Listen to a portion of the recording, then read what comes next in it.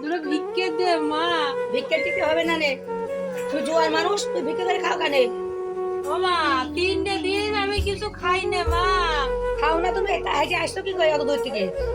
ওরে মা রে, তুই ভিক্ষে দিবি না মা, ভালো কথা, তুই অত কথা করছিস কেন এই নে মা? 20 টাকা নে, নে হাট, নে পুরি ধরে দেবো, এর কথা তুই ভিক্ষে করতে আসিস তুই। ওরে মা রে, আমার ভিক্ষের দরকার নেই মা, নে, নে, নে। কথা তুই